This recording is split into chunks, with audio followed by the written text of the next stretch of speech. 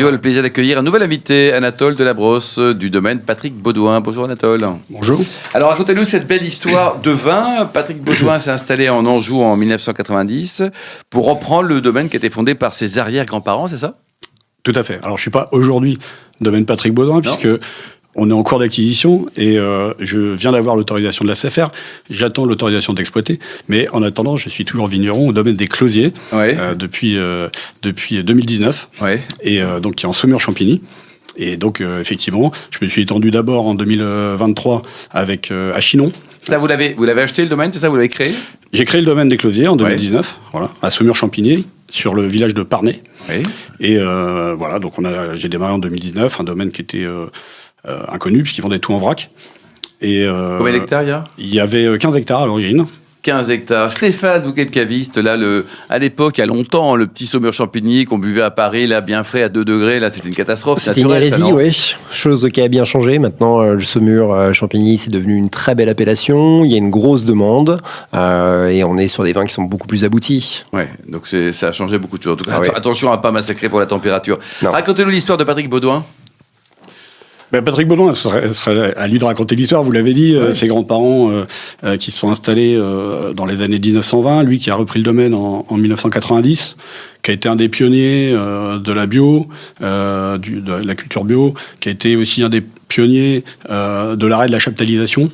Pour les la chaptalisation, c'est quoi cette bête-là ? Racontez-nous là, Anatole. En fait, souvent, pour faire des blancs liquoreux, en fait, par manque de maturité, souvent, on rajoutait du sucre pour obtenir un peu plus de degrés et avoir le côté liquoreux. Ça, c'était avant, parce qu'aujourd'hui, c'est plutôt l'inverse, non ? Oui, mais non, pas toujours. Pour les liquoreux, il y a encore de la chaptalisation. Puis il y a des millésimes frais aussi, comme 2024 ou 2021. Certains ont chaptalisé. Donc ça peut être utile toujours aujourd'hui, quoi. Ça se pratique parfois. Ouais, c'est un rapport avec Chaptal ou pas ? Oui, bien sûr.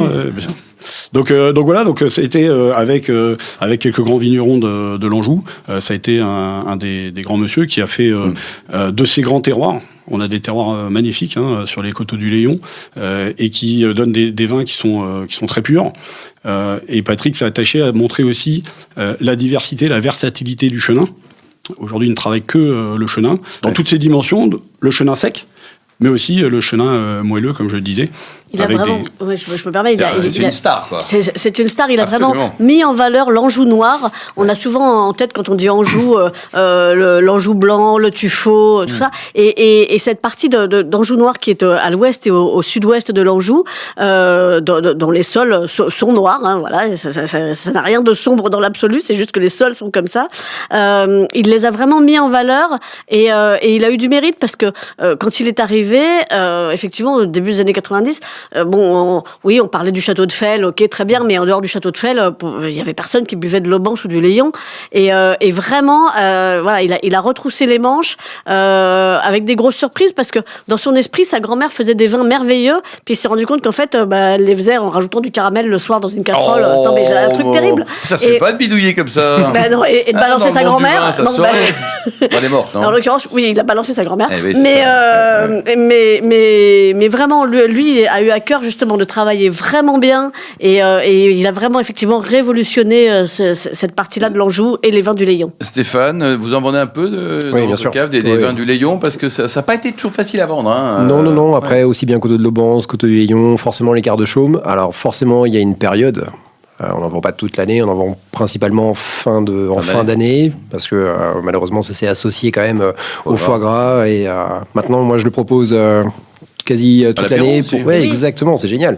Et il y a des accords incroyables. Et même tarte aux abricots, par exemple. Ouais, pourquoi pas, mais même pourquoi aller sur du fruit. Moi, je vais plus sur du salé. Moi, je suis un bec salé. Je trouve que les Léons, les coteaux d'Aubange vont très bien sur la cuisine asiatique, vont très bien sur un joli pata negra, sur un lonzo corse. Il y a des accords incroyables. Et même sur des huîtres. On l'a dit en même temps. Mais vraiment, mais sur des huîtres. On va les marier avant la fin de l'émission.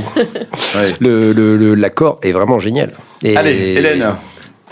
Donc effectivement, je suis sous le charme de ce que dit Stéphane, puisqu'on est d'accord. Mais effectivement, alors quelles sont vos ambitions pour ce domaine magnifique ?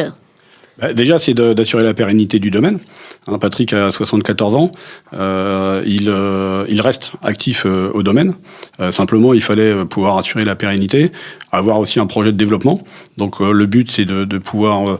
je dirais, ce qu'on cherche toujours, mais gagner un petit peu en précision, gagner aussi en régularité.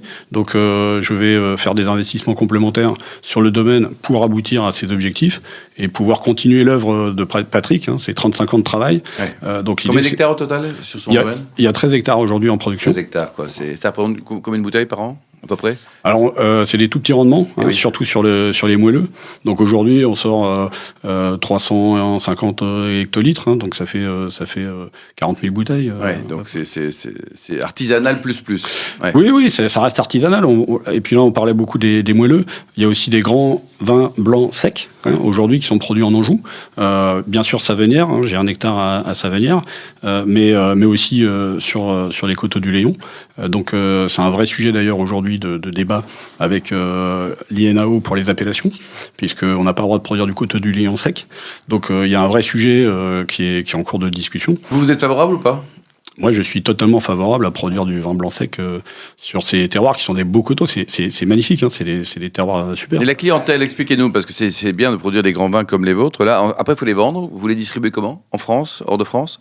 Oui, donc le domaine Patrick Baudouin est distribué en France via des agents, chez les cavistes, les restaurateurs, beaucoup effectivement de gastronomie, donc restaurateurs étoilés, bistronomie, etc. Et puis à l'étranger via des importateurs. Et vous êtes vous-même distributeur, puisque vous avez repris la carte de distribution de Philippe Noyer, qui est un grand agent de vin de Loire notamment, voilà, bien connu. Poule, si tu nous entends. Donc vous avez absolument toutes mes amitiés à Philippe, à son fils, à tout le monde. Voilà. Donc effectivement, vous avez vous-même cette carte de distributeur. Oui, tout à fait. C'est facile d'avoir toutes les casquettes ? Non, c'est pas facile, mais je pense que c'est intéressant de se rapprocher des consommateurs ou des clients, donc les cavistes et les restaurateurs. Ma poule a 78 ans aujourd'hui. Ma poule, c'est Philippe Noyer, il faut savoir. Oui, voilà. Il n'y a pas une poule et un coq. Le coq, c'est Patrick, et Philippe, c'est la poule. Voilà, dans le milieu, Philippe Noyer, c'est ma poule. Donc, 78 ans, il avait aussi besoin de transmettre. Alors, je suis pas en train de créer un EHPAD, mais effectivement, assurer le renouvellement des générations et de là aussi, faire perdurer l'œuvre de ma poule. C'est 50 ans de travail à Paris. Et puis, ça me permet d'avoir un contact plus direct avec les cavistes, avec les restaurateurs. Et c'est vous qui vendez, à titre perso ? Non. Il y a des équipes, là. Bien sûr, bien sûr. Non, il y a 2 salariés de la Loire, quoi. Non, il y a 2 salariés qui sont sur place. Ouais. Et j'ai un associé qui manage l'équipe, qui s'appelle Emmanuel Castel, et qui est agent de métier, qui est basé sur la Côte d'Azur. Mais donc, voilà, c'était aussi le but de développer, de pérenniser, et puis de maîtriser sa distribution, parce qu'aujourd'hui, dans le monde du vin, vous en avez parlé, la conjoncture est quand même compliquée, et maîtriser sa distribution, ça devient un maillon essentiel de la chaîne. Quoi. Ouais. Merci beaucoup Anatole Delabrosse, Hélène Pio, ainsi que le duo Chic et Choc, Céline et Frédéric Guéguin, Stéphane Javier également pour sa première, bravo, et ainsi que millions d'amateurs de vin qui nous écoutent chaque week-end.